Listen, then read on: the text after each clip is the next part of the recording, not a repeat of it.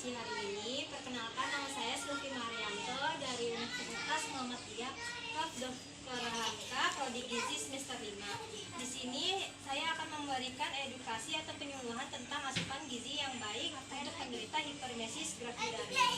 Pertama-tama, mari kita panjatkan puji dan serta syukur pada Allah Subhanahu wa Ta'ala yang telah memberikan nikmat sehat sehingga kita bisa kumpul dalam keadaan sehat. Selanjutnya, saya akan menjelaskan rangkaian pada edukasi hari ini, yaitu yang pertama, saya akan memberikan tes yang sudah dibagikan ke link masing-masing ibu-ibu ya. Terus yang kedua, pemaparan materi dari saya. Dan yang ketiga itu adalah post-test yang sudah saya bagikan linknya. Dan yang terakhir ada penutup. Selanjutnya yaitu mengerjakan quick-test yang saya sudah kasih.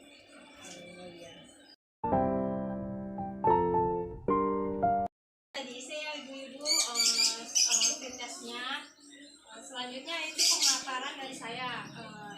Ini. Oh iya, makasih.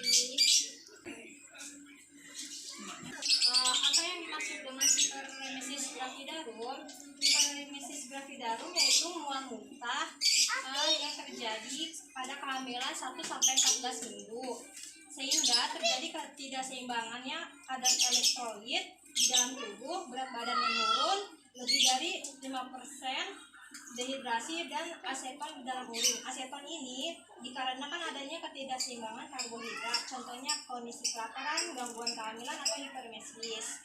Lalu di sini ada tingkat gejala hipermesis gravidarum, itu ada 3. Yang pertama ringan, sedang, dan berat. Kalau ringan itu gejalanya mual muntah terus menerus, lemah, nafsu makan yang tidak baik, berat badan menurun, nyeri pada bagian atas pusar, nadi meningkat, lalu ada tekanan darah, tigor kulit yaitu kulitnya tidak elastis, terus lidah mengering dan mata cekung. Yang kedua itu ada tingkat sedang yaitu lemah, apatis, tigor kulit pada berkurang, terus lidah mengering dan kotor, nadi kecil dan cepat, suhunya kadang-kadang naik atau. Lalu sedikit ikterus. Ikterus itu adalah matanya kuning. Lalu di sini ada berat badan menurun dan mata cekung. Tekanan darahnya rendah. Hemokonsentrasi yaitu adalah pengentalan pada darah. Lalu di sini ada oliguria yaitu adalah produksi urinnya sedikit dan konstipasinya itu adalah sembelit yang disebut dengan sembelit. Lalu di sini ada tingkat ketiga yaitu berat, dan umumnya lebih parah, muntah berhenti, kesadaran menurun, lalu ada tekanan darah menurun, komplikasinya itu sarafnya yang dikenal dengan encephalopathy Wernicke, yang artinya yaitu kekurangan vitamin B1 sehingga mengakibatkan kinerja otak lebih rendah. Lalu selanjutnya ada faktor penyebabnya itu hipermesis gravidarum itu ada 3. Yang pertama faktor predisposisi yang sering terjadi pada primigda, terus lalu ada molahidrosa, diabetes, dan kehamilan ganda. Kehamilan ganda itu contohnya seperti ini, kehamilan kembar. Kehamilan ganda diakibatkan adanya peningkatan kadar HCG dalam tubuh sehingga molahidrosanya itu tinggi. Lalu ada yang kedua faktor organik, masuknya fibrilisis dalam siklus maternal dan perubahan metabolik akibat hamil, serta resistensi yang menurun. 3 itu ada faktor alergi. Terus yang keempat itu faktor psikologisnya, itu contohnya kayak rumah tangga rusak, dengan pekerjaan, takut kehamilan, serta persalinan yang takut.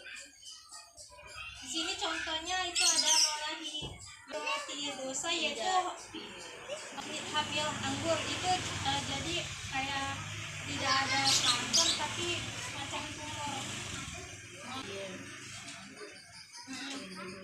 Terus ada komplikasi hipermesis gravidarum, itu ada malnutrisi atau kekurangan gizi, gangguan fungsi hati dan ginjal, muntah darah, terus ada cemas dan depresi. Contoh sindrom Mallory-Weiss, muntah dan mualnya berlebih dari 10 kali. sehingga berat badannya berkurang, sedangkan morning sickness tidak terpengaruh sama berat badan, bisa naik bisa turun. Pencegahannya yang terakhir yaitu pencegah hiperemesis gravidarum, yaitu memperbanyak istirahat, meredakan stres, mengkonsumsi makanan tinggi protein seperti protein nabati, hewani, terus rendah lemak, teksturnya juga halus, mudah ditelan dan dicerna, mengkonsumsi makanan yang porsi kecil namun sering, contohnya snack, biskuit dan lain-lain. Terus memperbanyak minum air putih sehingga mencegahnya dehidrasi pada tubuh, mengkonsumsi minuman yang mengandung jahe untuk merendahkan asam urat serta menghangatkan tubuh, mengonsumsi suplemen kehamilan untuk mencukupi zat besi selama hamil, menggunakan aromaterapi untuk mengurangi mual, dan jika mual masih berkelanjutan segera konsultasi ke dokter. Gitu ya.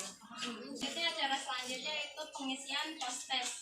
Saya sudah bagi kulit greennya ya. Diisi ya. Iya. Gonna keep it low key, keep it softly spoken. Terima kasih ibu-ibu sudah menyempatkan waktunya. Assalamualaikum warahmatullahi wabarakatuh.